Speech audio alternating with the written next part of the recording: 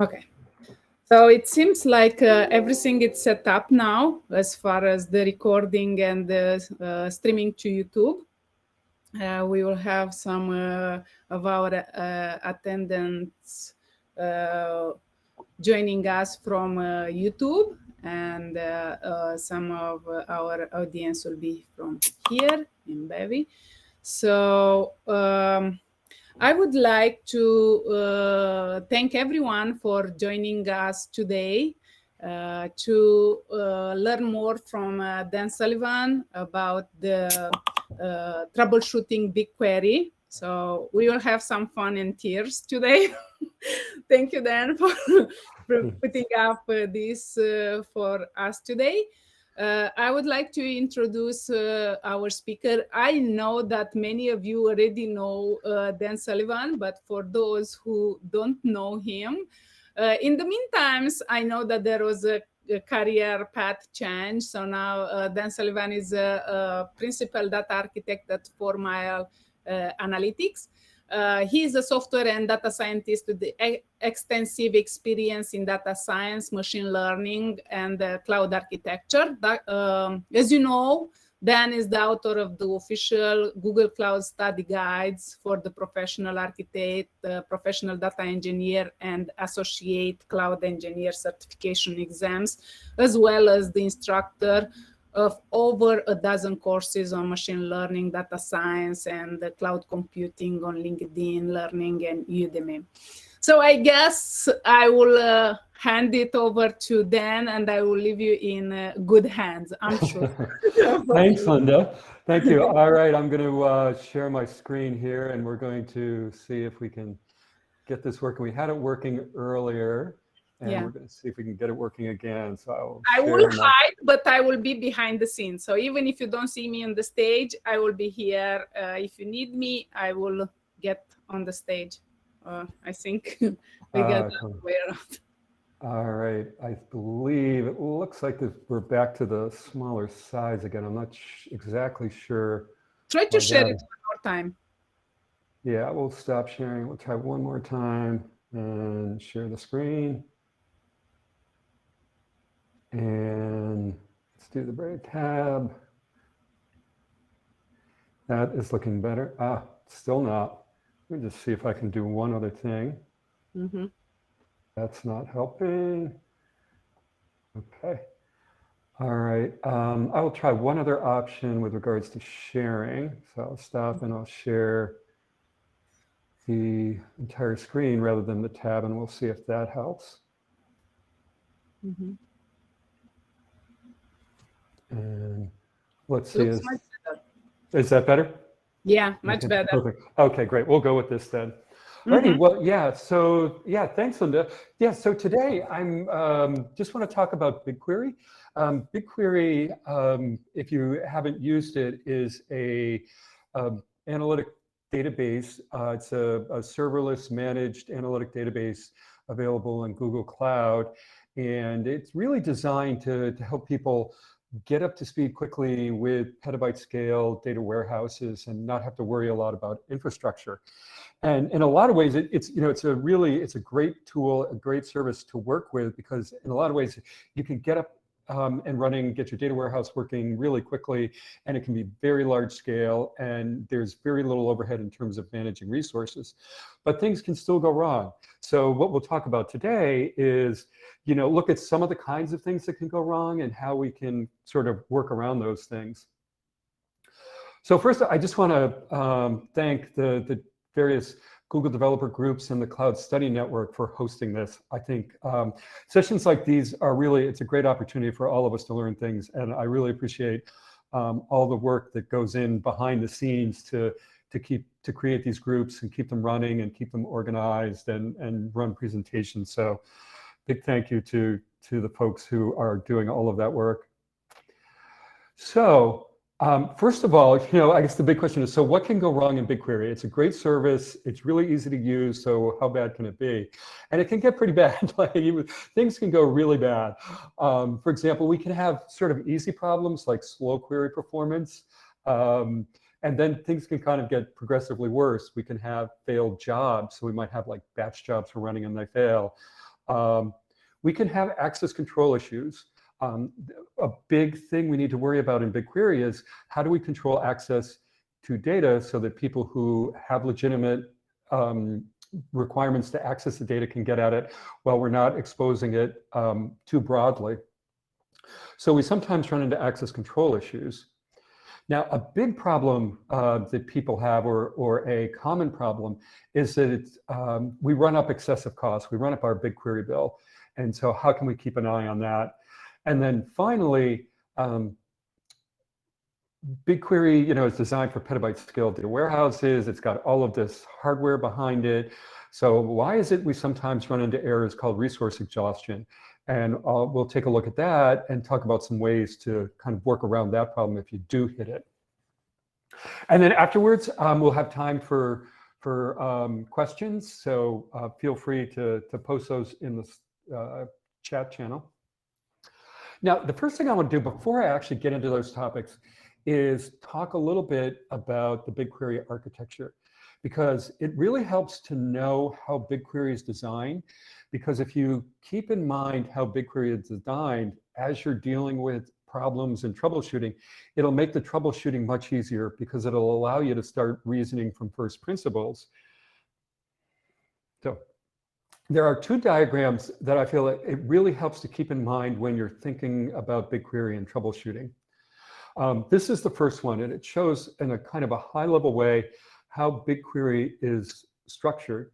And basically, BigQuery separates out the storage systems and the compute systems. And BigQuery was really the first platform that I know of to really do this at a large scale. Snowflake is now available. They have a similar approach where they separate storage and compute. But BigQuery, our data is stored in the BigQuery global file system known as Colossus, and the computes are done. It's run on Google Cloud compute infrastructure, and it's managed by a service. The compute part is managed by a service called Borg. Borg is sort of it evolved earlier, just like prior to Kubernetes, and a lot of the features in Borg kind of influence Kubernetes. And then and that's sort of the job scheduler. And then there's something called Dremel, and Dremel is the thing that we're actually interacting with a lot, because that takes our SQL statements and breaks them down into subcomponents, and Dremel will figure out execution plans and then run those execution plans. And when Dremel runs those execution plans, basically what it's doing is creating an execution tree. And so there's a root server that sort of manages the whole process. And then the job is sort of broken down into smaller chunks of work. And each of these smaller chunks of work get assigned to what's known as a slot. And here they're showed as nodes and mixers. But a slot is basically, it's an abstraction. It's a certain amount of compute resources and a certain amount of memory. So it's basically, those are the slots are like the worker bees. Those are the things that get work done. And so those slots are organized into this hierarchical structure. So our jobs get broken down into these chunks, and these chunks of work get assigned to slots. The slots do the work. And then when the work is done, the slots feed the results back up the tree until you basically merge all the results and get your results back. Now, a couple other pieces here. You'll notice here there's a layer called Jupyter. Jupyter is a networking hardware layer, and it's sort of part of BigQuery and Google's secret sauce is that Jupyter is a very high-speed switching hardware, which allows much faster and lower latency networking. So even though we're shuffling data, or excuse me, not shuffling, we're moving data, say, between our VMs running on servers, and then moving data to a network storage in the form of Colossus, we're still getting, we're not paying a lot of cost for that in terms of like, well, why wouldn't we have direct attached storage?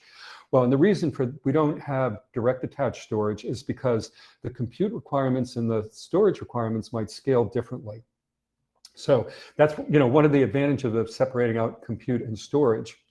So again, we just want to keep in mind these two images. There's the separation of compute and storage, and this idea that Dremel breaks down our jobs into different subtasks, and the subtasks get assigned to slots. So with that in mind, let's kind of start taking a look at some of the problems that we can have. And a really common one, of course, is like slow query performance. Now, slow query performance can be caused by a few different root problems. First of all, we can be scanning too much data. Now, when BigQuery actually executes a query, it scans data in the table. So if you're familiar with like relational databases like Oracle or Postgres or SQL Server, you're probably familiar with using indexes to speed up queries. BigQuery doesn't have those kind of indexes. So rather than keeping indexes and using those to kind of look up data, BigQuery opts to actually scan data and scan massive amounts of data in parallel. And that's how we can scale to very large data sets and still get highly performant queries. But there's always the risk that we can scan too much data. Now, we can also have complex computations. So there, you know, that's always an issue. And so there's things we can do to tune those. There's something known as data shuffling. And this has to do with when we have to move data from one slot to another. Now, ideally, we're not going to shuffle too much data. But if there's a lot of shuffling, if we have to move data back and forth between slots, that can slow things down.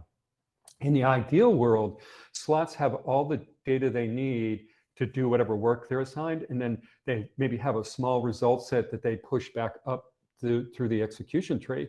But if we have to shuffle back and forth, say at the same level, that can slow down queries. And then finally, we may end up waiting for resources. Now, BigQuery is a multi-tenant service. So, you know, you and I are running our queries. We're in the same system. And so each of us get a certain allocation of resources. I think the default is like we get in our projects like 2,000 slots. Now, there may be a bunch of other people running queries also under the umbrella of your project. And so maybe all the resources, all the slots available to you are busy. And so you end up waiting. So that's another thing that can cause slowdowns. So one of the things, if we do have a slow query, one of the things we can do is to use the execution details that are made available. And this is a screenshot from using BigQuery console. And so here I'm kind of assuming you're familiar with the BigQuery console. And within the console, after we run a job, we can see the execution details. So here are the results from a very simple, I think it was a select star over a table. And it only had 2 stages. So you'll notice that there's 2 levels here. There's the S00 input and S01 output. So that's basically the 2 levels of the hierarchy. We're just basically fetching data in, we're reading it from Colossus, and then we're pushing it out. And you'll notice we get some details like how much time was spent waiting for resources, how much time was spent reading data, how much time was spent on the compute, and then how much time was spent in the write. Now, I'm showing the average time here. You can also find what was the maximum time that some slots spent on some of these things. And if you find that your average is really different from your max time, so if you have like a skewed data set, you might have some slots that are doing a lot more work. A sign of that is the maximum time is a lot higher than the average time. And that would be something you might want to take a look at because your data is skewed. And so some slots are basically almost like hotspotting. They have more work to do than others. So you might want to look into like partitioning or clustering. And we'll talk a little bit more about that. But those are 2 techniques we can use when we design tables to make the query execution a lot faster. Now, I had mentioned shuffling. So again, shuffling is when we have to move data across slots. And that can come up when we're doing joins. Now, BigQuery definitely supports joins, and it's perfectly fine to do them. But if you're joining two large tables, you should expect some performance hits. And so, for example, what we can see here in this this detailed execution detail is that there are a couple of steps for repartitioning. So data is being moved around. BigQuery may be re-evaluating its execution plan. So when in a database like Postgres, when we create a SQL query, one of the first things that happens is that the query builder actually builds an execution plan, and that execution plan is static. Postgres then runs that execution plan and executes it to the end. BigQuery is adaptive, so it might change its execution plan as it's running, as it's getting more information about the data that it's working with. So we sometimes see that in the form of repartitioning stages in our execution plans. Now, one thing that we can do, and it's really easy to do, is to basically assess, before we run a query, look at how much data is going to be queried. Now, in the query console, when we put in a select statement, the query up in the upper right corner of your query editor, it'll show, BigQuery will show an estimate of how much data will be scanned when the query is executed. Now, in this case, we're going to scan about 7.5 gigabytes or so. And you'll notice here that I've limited the number of rows to be returned to 1,000. Now, when I take that limit off, you might think, oh, well, we're going to get a lot more data. We're going to have to scan a lot more because we're not limiting. No, that's not the case. Limits do not necessarily reduce the amount of data that needs to be scanned. A time where it is useful, where limit will help reduce the amount of data scanned, is when we have clustered tables. And with clustered tables, BigQuery keeps rows in some kind of sort order, whatever your cluster key is. And so clustering is a good way of optimizing query performance by keeping our rows in sort order. And BigQuery manages that. We don't have to think about that when we're like inserting data. BigQuery will keep things in sort order, and it will be able to use that sort order to limit the amount of data that's scanned. So just remember, limit is limited, but if you have clustered tables, it can definitely be helpful. So we have a number of good query practices that we want to keep in mind. Want to avoid self-joins. So if you're working with a row and you need to know something about other rows that are related to it, so if you need to compare, say, the sales in one department in one region with the average sales across that department in all regions, you might do a self-join to look that up. Avoid doing that. Use window functions like the over partition by, those where you specify a set of related rows. Those are window functions. They're also called analytical functions. BigQuery is optimized to work well with those. Definitely filter data as much as you can, especially when it's skewed. So if there's if you're working with different departments and you don't need all the departments, and you can use a where clause to filter out, say, some of the very large departments, and you don't need that data, definitely do that. Filter data as much as possible before you do joins. So you're working with less data in the join, which means less shuffling. One trick to keep in mind is that when you write your queries and you're writing your join statements, list your largest table first. So if you're using a star schema, that's typically your fact table.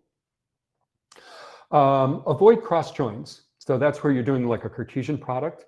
The one exception to this, if you're using arrays and you want to unnest, we often use unnest with a cross join. That is perfectly acceptable, and that's a common practice. But you don't want to do cross joins between two tables, especially two large tables. Now, another difference between relational databases like Postgres and SQL Server and so on is that they're designed to support like small transactions like update a single row, like a customer record or an order record. BigQuery is not optimized for that. You can definitely go in and find a single row and update that. But really, if you have a bunch of updates, it's much better to do them in batches rather than doing a bunch of calls, each doing a single update. In BigQuery, we don't have to do joins. We don't have to use normalized tables the way we typically do in relational OLTP design.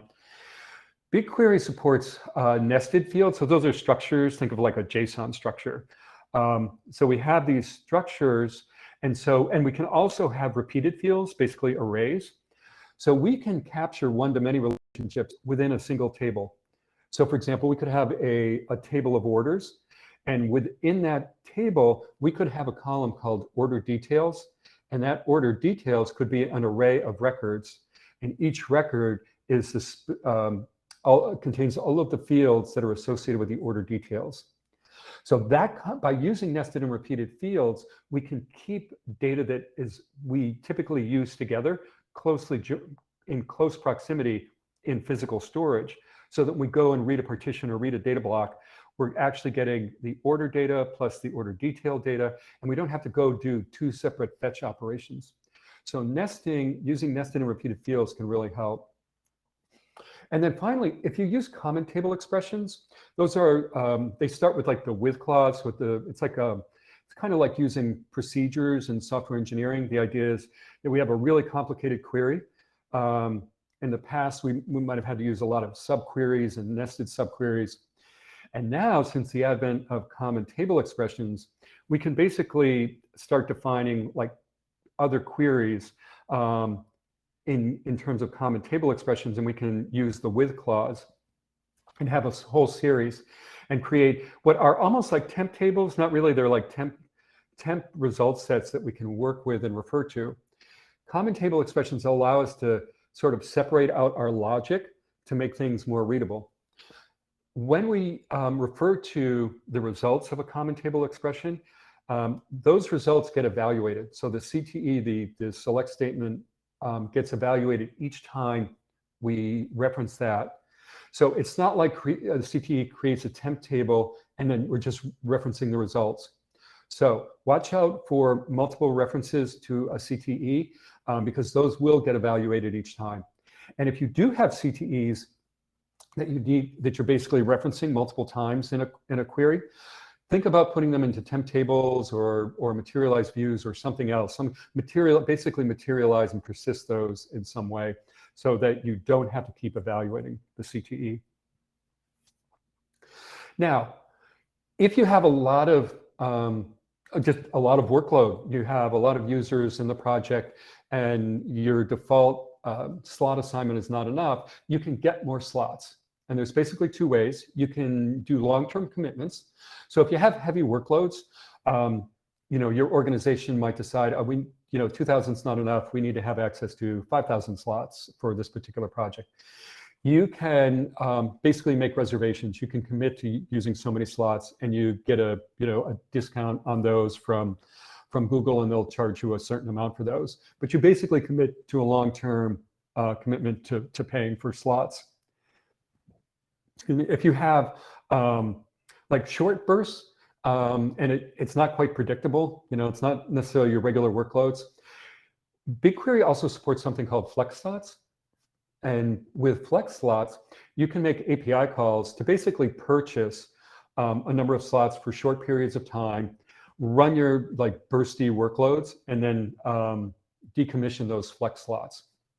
So if you've tuned your queries and you've used partitioning and clustering, and you've optimized your data model to reduce joins, and you're reducing data shuffling, and you've done as much as you can, and you're still not getting performance, and you're still finding you're waiting, or some of your users are waiting, then that may be time to get more slots at that point.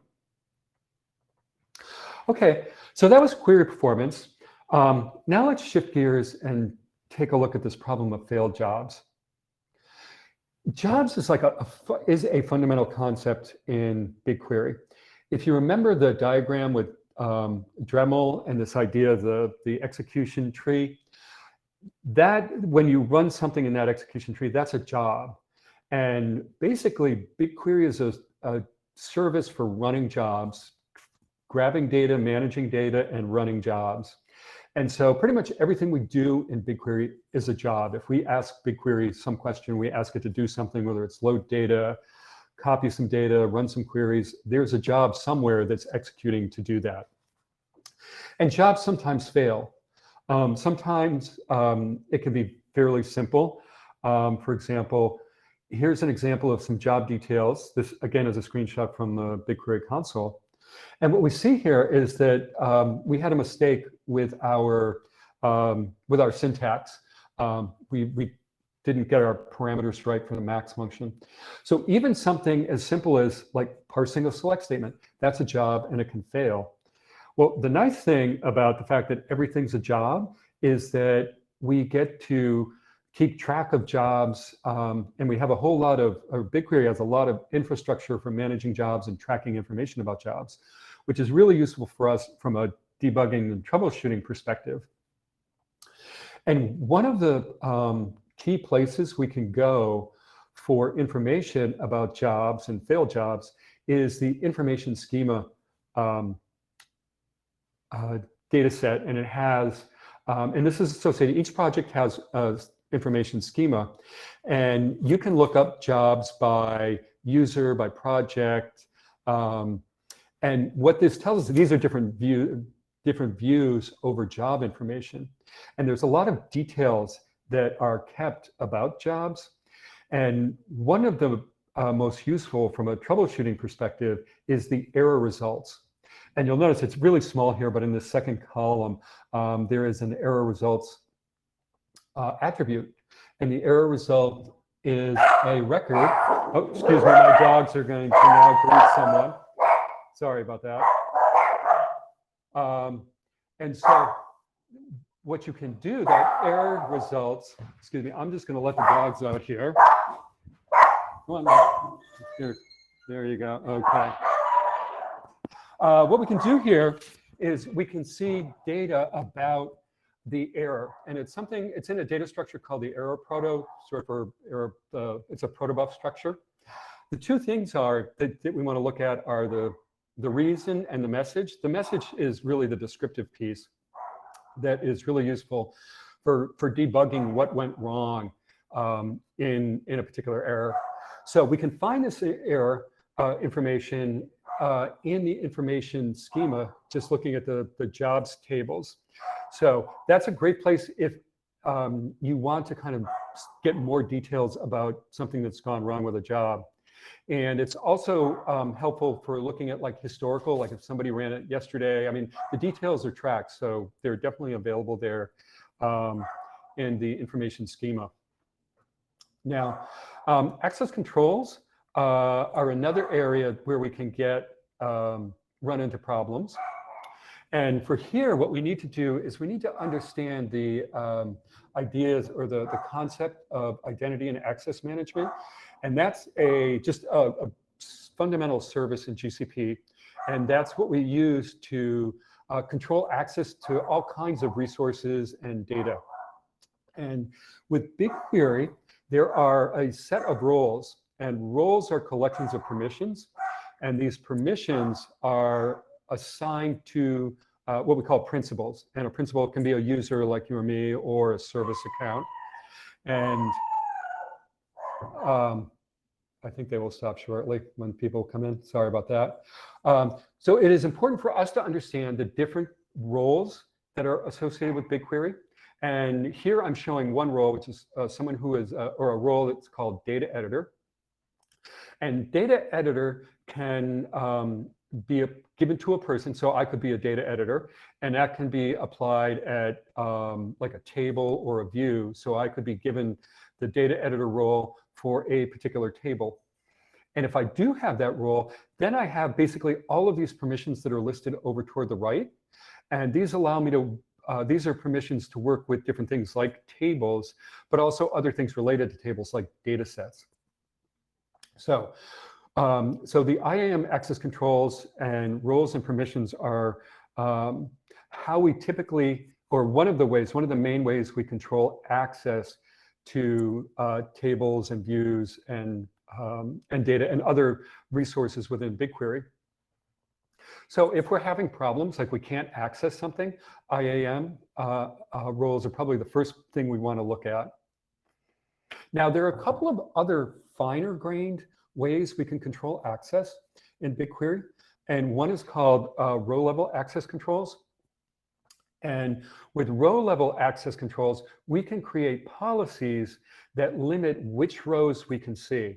So even though I might have read access to a table, I might be restricted by a row access policy that says, I'm only allowed to see sales data about region North America. And so I can't see any information about other regions like APAC or Europe. So I might be restricted to not seeing those.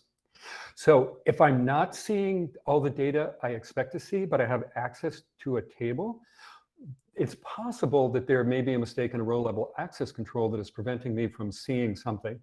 And the reverse is true. If I should only be seeing, say, rows about data about North America sales, and I'm seeing everything globally, that's also could be a mistake in a row access policy. Now, another thing we can do, so in addition to like limiting rows, we can also limit columns. And this is really useful if we have some columns that are sensitive information, like personally identifying information, like a government ID number or something like that, something that we don't want generally exposed. Well, we can still give people access to a table, but control access to specific columns. And we do that by setting up what are known as policy tags. And this is something that we set up our policy tags in our project, and then we use those tags to assign access based on our group membership. So for example, we might have tags related to business criticality, and we might say there's two groups. There's medium critical and high critical. And we might associate different groups with access to the medium columns and another group, say the high tier access group. If they are granted the high policy tag, assigned the high policy tag, they will be able to access columns that are limited to only people who are in groups, or only principals who are in groups that have the high tier access. So again, like row level access, if you're seeing things that you probably shouldn't be because it's PII, that may be a problem in group level access being overly permissive. If you think you should be able to see it and you can't, that may be an issue with an overly restrictive policy tag or policy. Okay, on to excessive cost. This is such a popular topic. It's like when I talk with folks about BigQuery and what they're interested in learning about, almost every time costs come up, cost controls come up. And it's understandable because, again, we're working with large sets of data and it's very easy to run up the costs.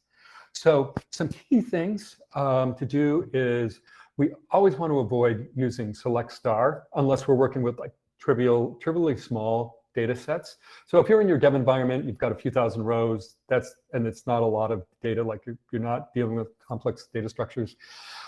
Select star probably isn't going to hurt you. It's not going to materially impact your cost.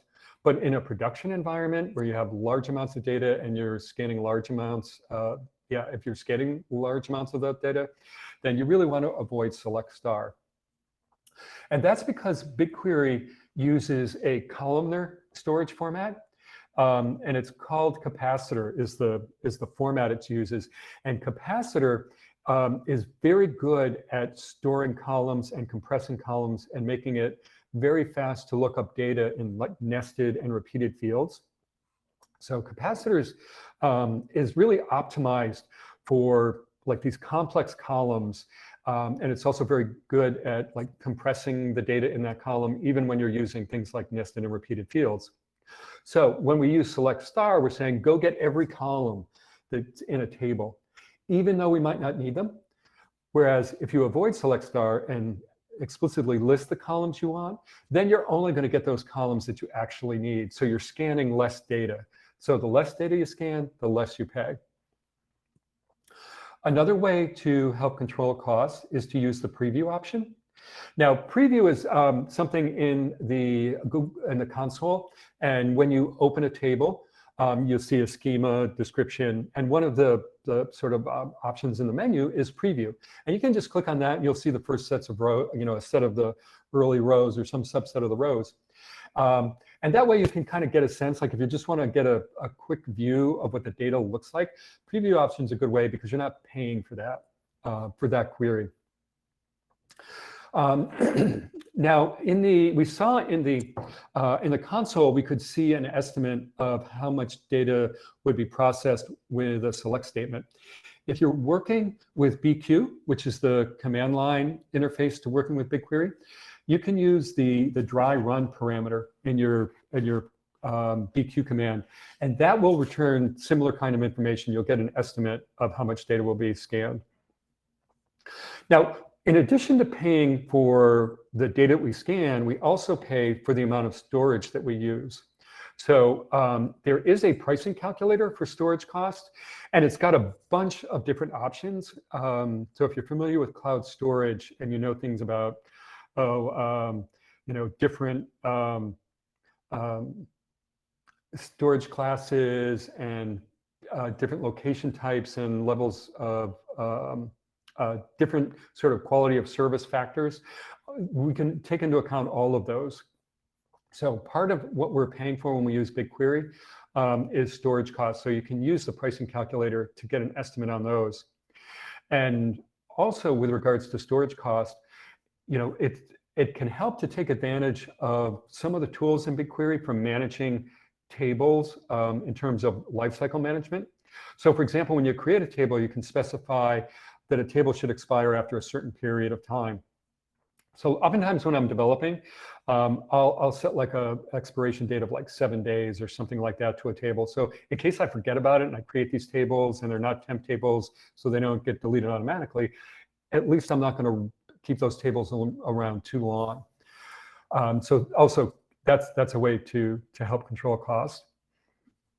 Using clustered and partition tables is really helpful. Partitioning allows us to basically break up a table into sort of sub-tables almost. And we can do that based on a partition key. And the partition key can be like an ingestion time, date time. It can be another date time in our table, or it could be an integer value we can use as a partition. So if we partition the tables, then we can really limit the amount of data that's scanned by simply saying where partition key equals something, and we'll limit the partitions that we're actually scanning rather than scanning the whole table. Clustering also helps because clustering keeps rows in order according to the cluster keys. And so you definitely can take advantage of that. And again, if you have a clustered table, you can use the limit clause to help reduce the amount of data that's scanned. And then I think, and as I mentioned, we can use table expiration. Now, when you're running the queries, if you have large queries, you can limit the number of bytes that are queried. And if you exceed that number of bytes, then BigQuery will return an error. It'll stop the job, and you won't get charged for it. So this is one way to sort of put like bumpers around or guardrails around running queries, is by using the limit bytes query property. Okay, our final section is this idea of resource exhaustion. And this can be kind of a perplexing one. I've gotten this, and it can be a little problematic in a sense, because what we're doing is we're kind of bumping into the limits of how BigQuery works. And it often requires us to kind of rethink how we're breaking down our problem. So the fundamental problem when you get a resource exhausted error is that there's too much work that we have given to a slot. So we wanted to, like, say, sort a batch of data, but there isn't enough memory to do that. So so the problem isn't that, oh, we need more slots. No, we're asking one slot to do too much work. So some things that we can do is avoid the order by clause. If you don't have to order by, in general, you don't want to do that because sorting is an expensive operation. And with order by right now, you have to have all the data in a single slot to do the ordering. So if you're moving a bunch of data and you're trying to fit it on one slot, that's one way you can hit a resource exhausted error. Another way you can run into problems is if you are using a lot of window functions and your windows are very large. This is where I've run into problems with like IoT data, doing like a whole bunch of measures you're trying to do in a single query, and you're trying to look at, say, a very large window. That's another case where you can run into a problem where you're just trying to pack more data than there is memory available. And that's an example of just packing too much data into a window functions. So those are the kind of things that can kind of trigger a resource exhausted error. And the way we deal with it is basically we need to break up the problem in a different way. Because BigQuery is really good with taking a problem that we express in a SQL statement and dividing it up and doing work in parallel and in a distributed manner. But we're limited to how much we can do on a single slot. So if we've structured a problem in a way that assigns too much work to a slot, we need to restructure our problem. And so the ways we can do that is like use multiple queries. And when we have multiple queries, we can either build temp tables. So for example, if you're in the console and you're doing ad hoc queries, you can enable session mode. And with session mode, you can use temp tables. So once your session is over, the tables will be dropped. You can also use intermediate tables. So just manage yourself, just do a create or replace table, and then run a query to populate it using some like subset or some stage of your processing. And then also we can use materialized views. And one of the nice things about materialized views in BigQuery is that if the data in the underlying tables that were used to build the materialized views, if that data has changed since the materialized view was created, when we query the materialized view, BigQuery will know that the underlying tables have changed, and it will go get the data from the underlying table. So you'll always get the latest data. But if it hasn't changed, then we have done all whatever the pre-calculations or joins. We've only done it once, and the results of that are available to us in a materialized view. So that's another way we can sort of restructure our problem and break it down so that we're not assigning too much work to a single slot. Okay, so just to kind of wrap things up, the key thing to remember is that BigQuery is this really great service. It does a lot, but it's not like it's unknowable. It's not magic in a box that's impenetrable.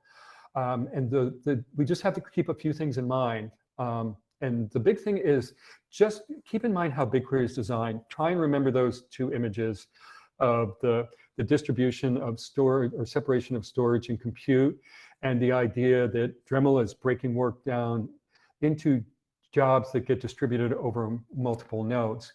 If you understand that, then you can kind of start reasoning from your problem, like from first principles. And so what we know is that BigQuery is good at parallelizing and distributing the work. Slots are the units or the abstractions of work. And yeah, the great thing about BigQuery is we get a lot of slots, we can do a lot of work. But we have to remember that one slot can only do so much.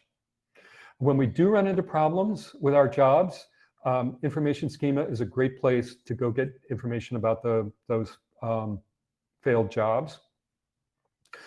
BigQuery makes it easy to surface and understand the potential cost of our queries, so we want to make sure we take advantage of that.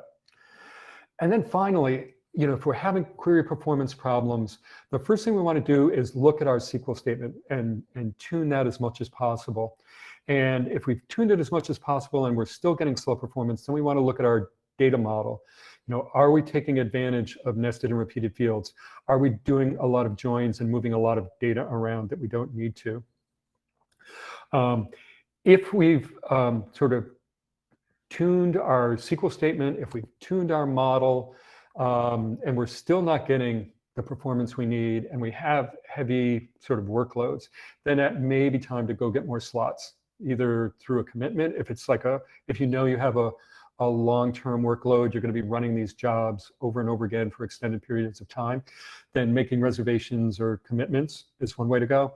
And if not, if it's more bursty, ad hoc, it's not really predictable, then you can look into the flex slots. So thank you. That really kind of wraps up the presentation. I just did want to share, I've recently released an Introduction to BigQuery course, and that's really designed for people who are just really kind of walking into BigQuery brand new. So if a lot of what this presentation makes sense to you and you're very comfortable with slots, this probably isn't right for you, but I am about to release an intermediate level, sort of a follow-up, which is called BigQuery for Data Analysts.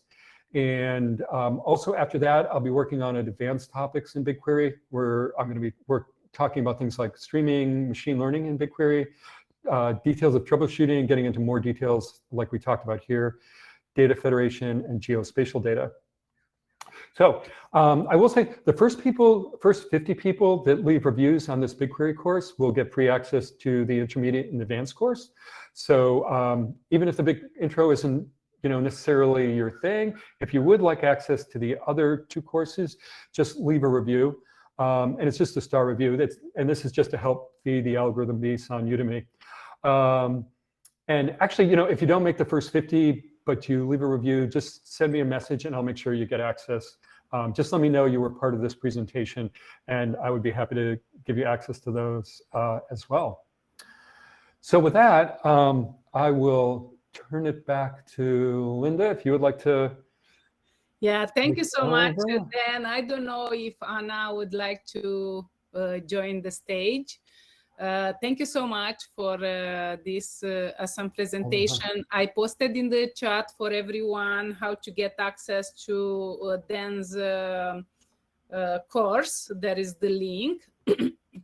And also, there are some questions in the chat. If you give me just 1 second, I will ask them, and I will read them and you can answer. Okay, great.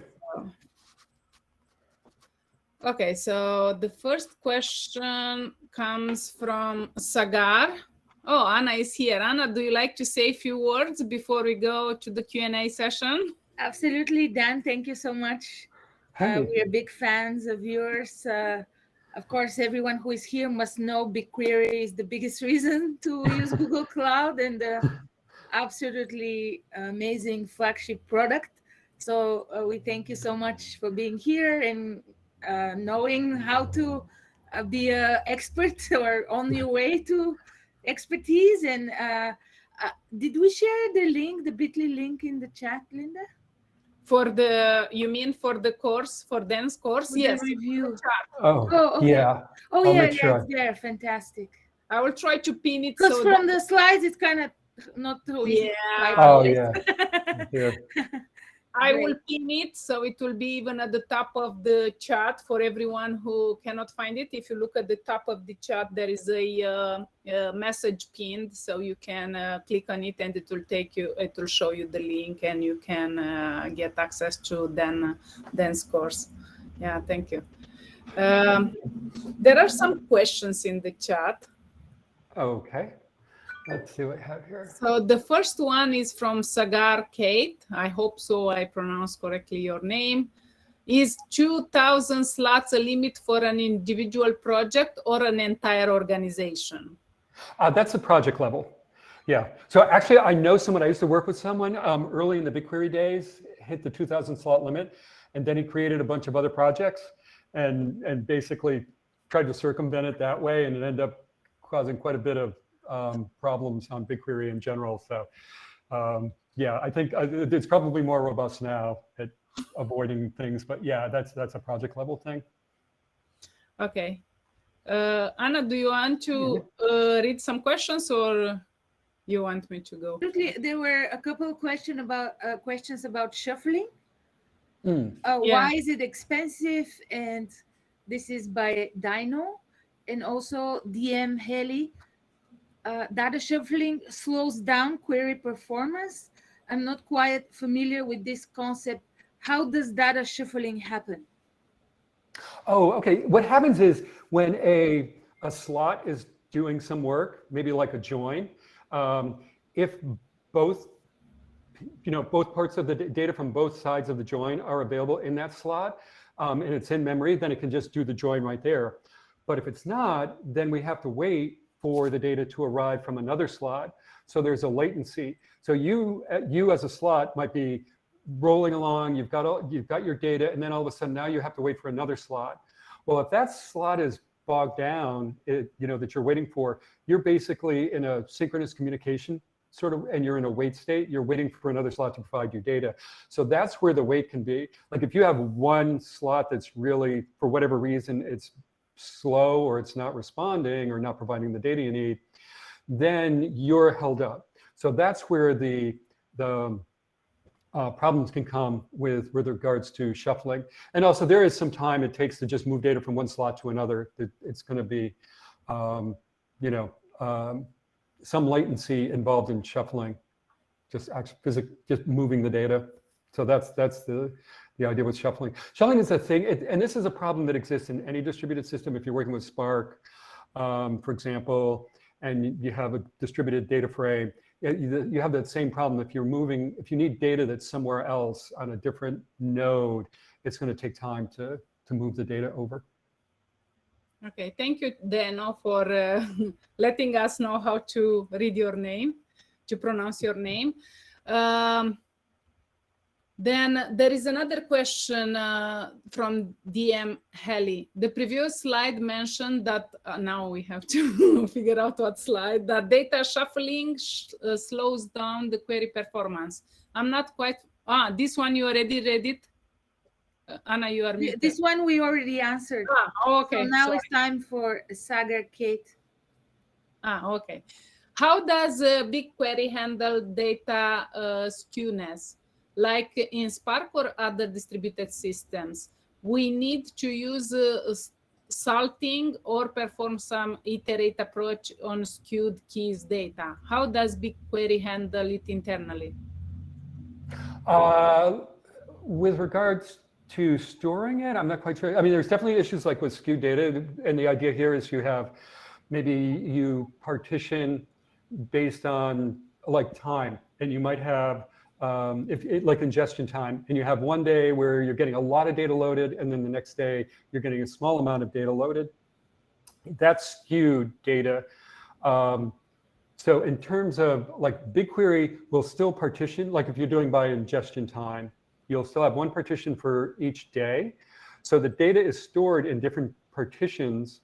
And then the data is, then if you're querying it, BigQuery may decide like each partition gets a slot or some number of slots. And then as it's processing, it may recognize the fact that one of the partitions has much more data. It might reallocate work from say, breaking down one partition, might allocate more slots to that partition.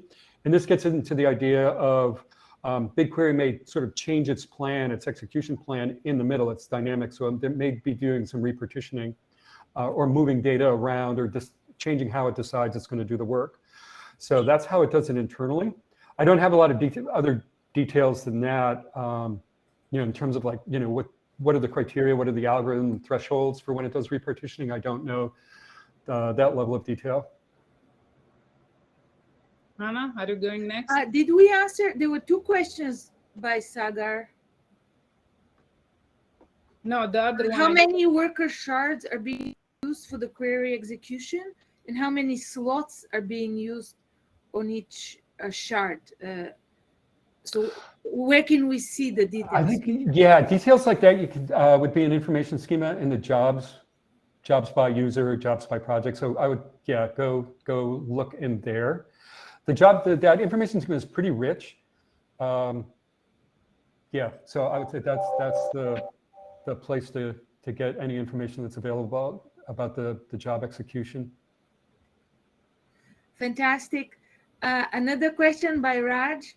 If I have a bunch of jobs emitting metrics like a time series, would incrementally inserting them into BigQuery and using linear regression to spot outliers be an appropriate use for BigQuery?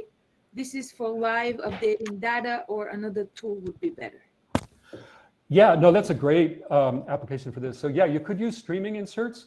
So there's like Red, I talked about like batch the updates. That's for like, if you're doing an insert statement with just traditional SQL. But if you're streaming data and you have large volumes of data, like you're talking about, like you're streaming in IoT data, yeah, that's an excellent application. And you can run models. You can develop like anomaly detection. You can detect outliers.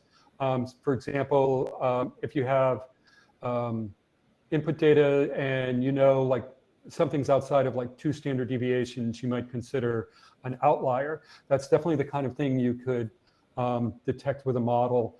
Yeah, for sure. That's certainly something you can do here as well. That sounds like a great use for BigQuery. Yeah, and it depends, and I'm thinking about this a little bit more.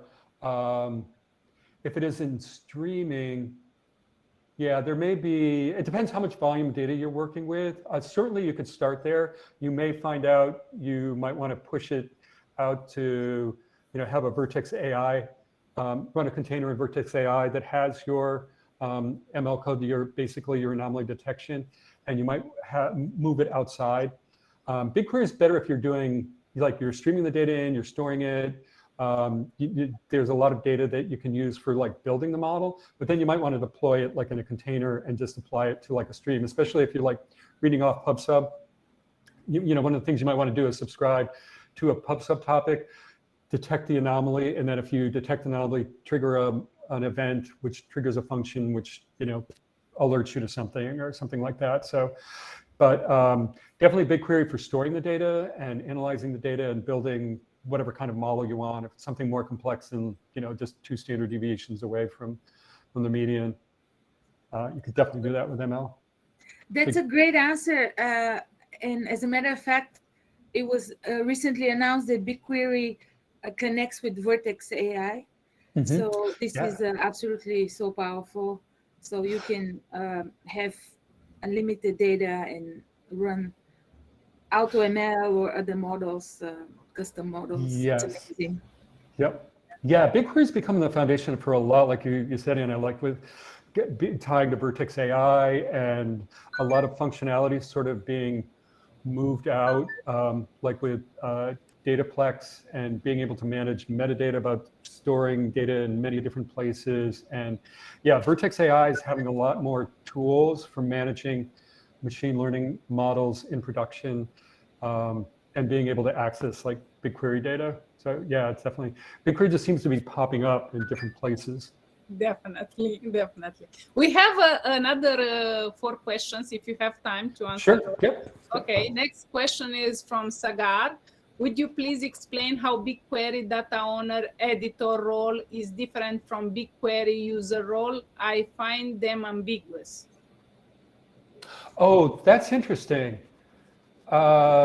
User role may have more permissions around running jobs, but I would have to actually take a look at the permission list. I don't know off the top of my head, but that is a great question. I can look it up, but basically I would go into like IAM and look at IAM question, definitely. Yeah, and you can look at the role like BigQuery data editor and see all the permissions that are there, but it's definitely going to be a difference in the set of permissions.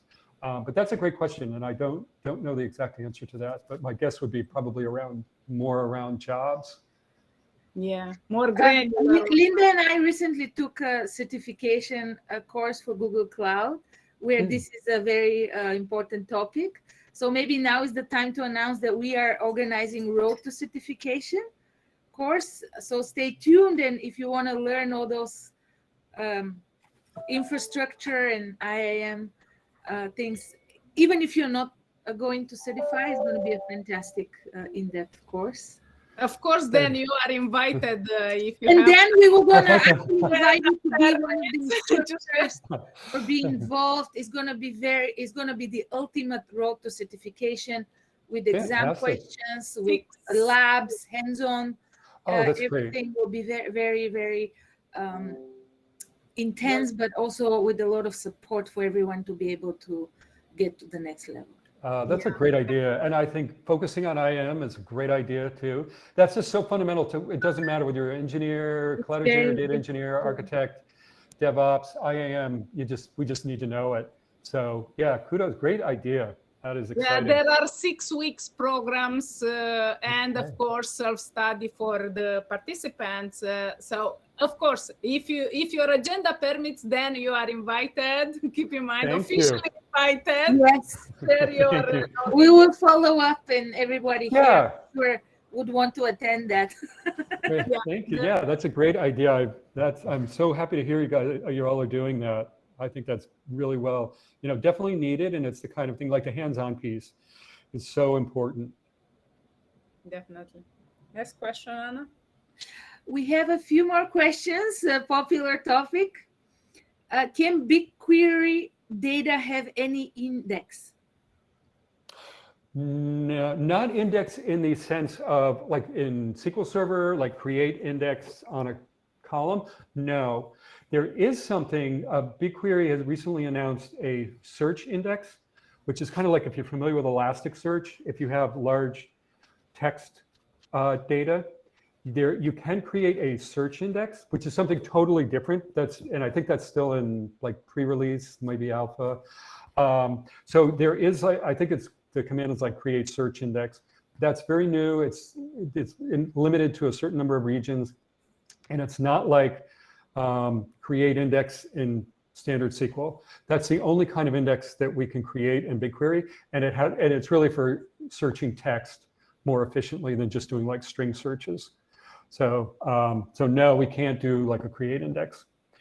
And it was sort of a big change. Like BigQuery was one of the first to make this shift when the engineers realized there's a lot that you can do by just throwing more hardware at the data rather than trying to be smart about tracking, finding the quickest path to get into like fetching a piece of data by using indexes and having very complex query optimizers and things like that. Just scanning the data, just throwing hardware at it and scan data is actually more performant in a lot of cases. So that's why we don't have indexes in BigQuery. Sounds good. I saw in the chat that people are interested to our road to cloud certification program. Stay tuned. Check your emails. You will receive an email when we will post the event. So depending in which chapter you are connected, you will receive that email. And we are still working on the program, preparing all the material and everything, but soon you'll get access. So stay tuned. Yeah, we want to make it absolutely amazing. Of course, it's developed by Google. We want to make it even better. We are looking now for sponsors so people can get a voucher to take the exam. This is going to be we're starting with the associate cloud engineer, which is the basis of any of them. Later on, of course, you can move. We're planning to do, there's 8 professional courses at this point. So we're planning to do cloud architect, whatever your specialty is. There's networking, there's ML, DevOps. But we are starting with the foundational one, which you need for any of them. And then we also want to have instructors, experts like Dan. So we want to make it more than just, let's review a bunch of questions and you're on your own to study. We want to make it very intense, but also very interactive. And we are setting up a special AI platform where everybody, so let's say now all these answers are here, but there, all the questions and answers will be available. The meetings, the recordings, everything will be in one place. So you don't have to go between, now people are asking, where's the recording? Well, the recordings, everything is not going to be in emails and drives and PDFs and other places. It's going to be all streamlined. And we also want to have sponsors like cloud partners, where people will have a chance to interview if they want to take their career in that direction. That's why it takes more time to put all these pieces in place. And there was a follow-up question. Yes, everyone who follows GDG, New York City, GDG, capital region will receive the invite. Maybe there will be other GDG leads to join our forces, but if you are a member of the chapter, you will receive an email when we announce this is just an official announcement, but unofficial before we start. We are still preparing the material, but you will receive an email when it's official. Just go in RSPV and you will be part of the cohort. Right, Anna? Absolutely, I will advertise it everywhere, since it's going to be limited though, so you have to be very dedicated. We want to make it so that people come and it's personalized and customized, so it's going to be limited, but it will require it's not just, I RSVP and maybe I show up, maybe I don't show up. People will be required to really attend everything, because we're putting a lot of effort to support everyone. So, but let's stay on topic and answer a few more questions. Here's a good one. Is BigQuery applicable to unstructured data? Not really. I mean, BigQuery supports like JSON, so semi-structured data like JSON, and certainly you can do like record. You could also use records or structs, but unstructured data, like a lot of text, there is some support. Like I was talking about the ability to search text, so there's definitely some support for that.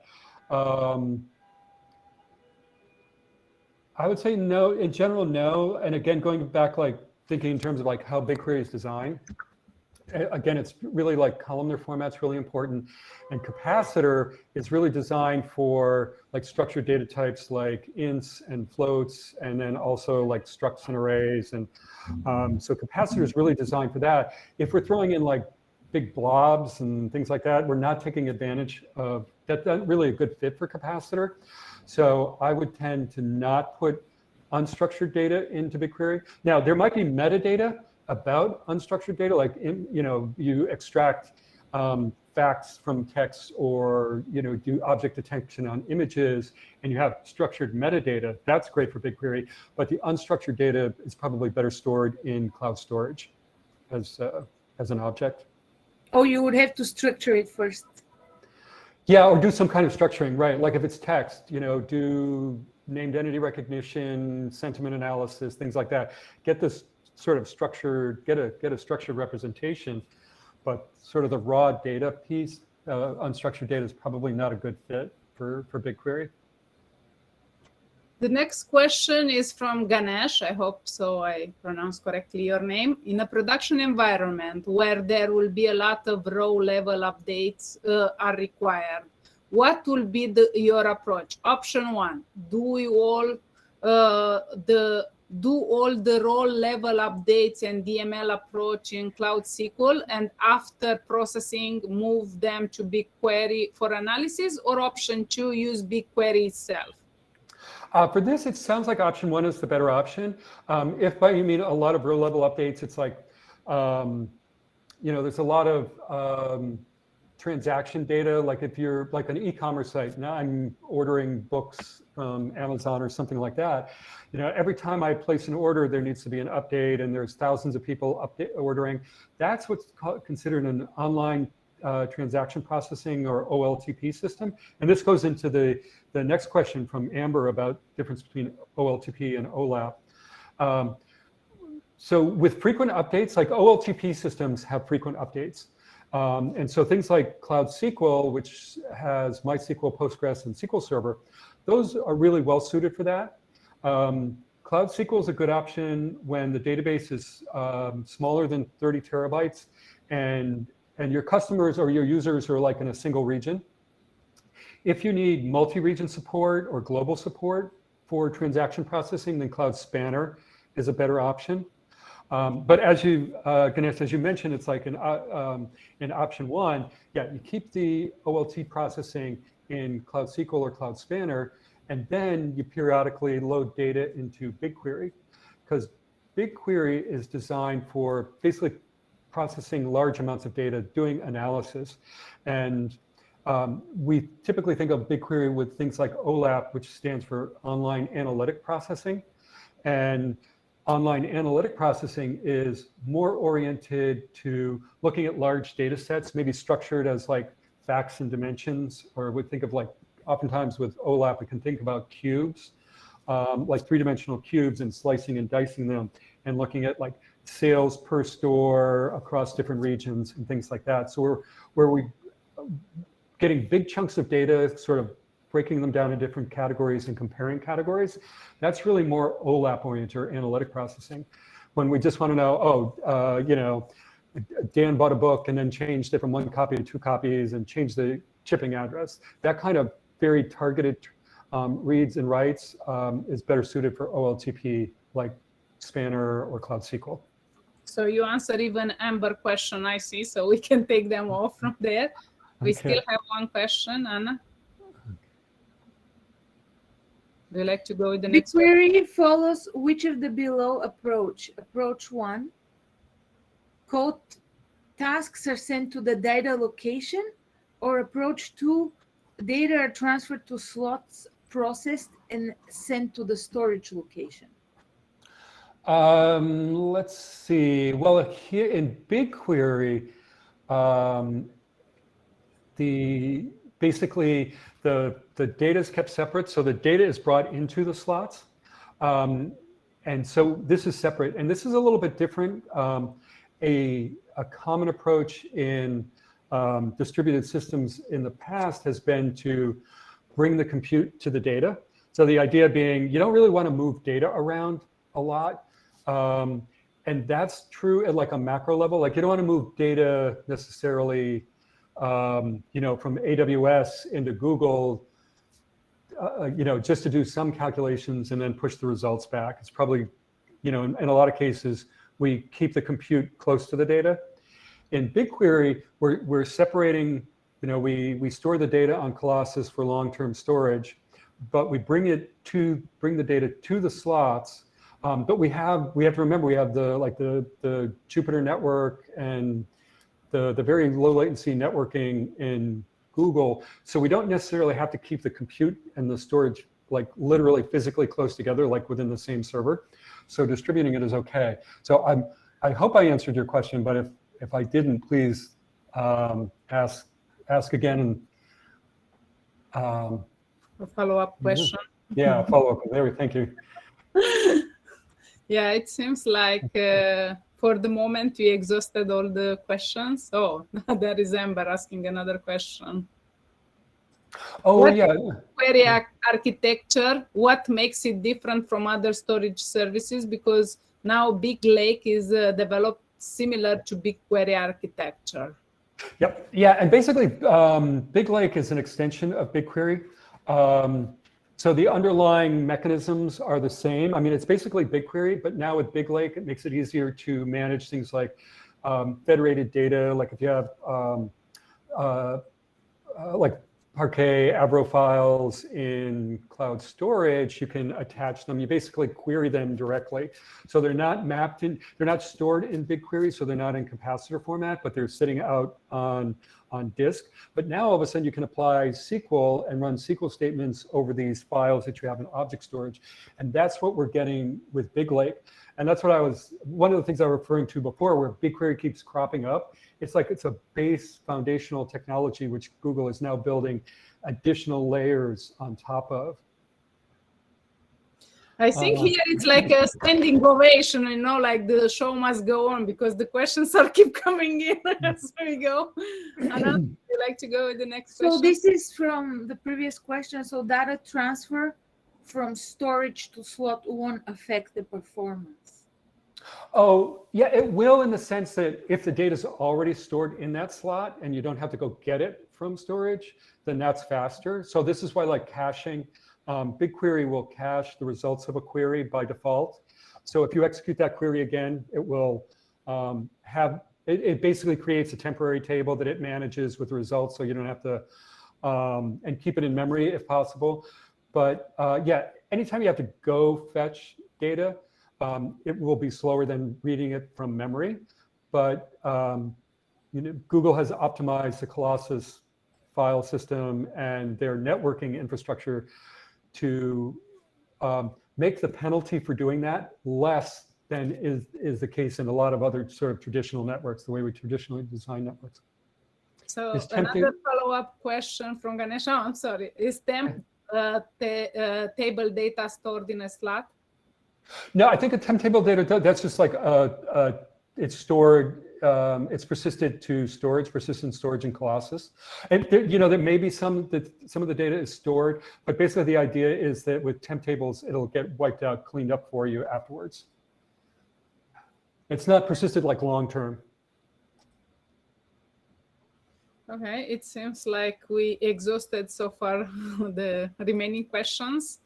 Then I would like to thank you so much for joining us, Anna, Karen from Cloud Study Network in Germany, Roman from GDG Lawrence, Anna from GDG New York City, and me from GDG Capital Region. I'd like to thank everyone for joining the forces and make this awesome event. I see that every event we have done, we have quite of attendance, lots of questions, and it's always, you are always welcome to our events. Then keep us posted when you have updates, so we will definitely of make course it. Dan always has updates because Google releases not just products, entire suites of products daily.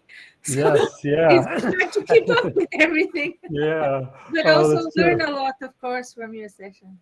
Yeah, thank you. Thank you. Yeah, well, and I am working on a new update for the Cloud Engineer book, so that should be coming out shortly in the fall. So awesome. yeah, and thank you again for hosting this. I know, running these organizations is a lot of work, and I really appreciate you all doing this work. You know that our doors are always open for you when you have updates, because we don't know when you have updates. Keep us posted, please. I will, and good luck with the road to certification. I think that's a fantastic idea, and I'd love to help in any way I can on that one. I think that's a great idea. So I thank you, and so great questions. Thank you. I really enjoy the questions. I think they're really thoughtful. Yeah. That was fun. Thank you, everyone. Right. Take care, everyone. Thank you. All the attendees. Thank you, Dan. Thanks. Bye. Have a nice day. Great to see everyone. Bye. Nice to see you again, Anna. See you, Linda. I'm stopping now the recording.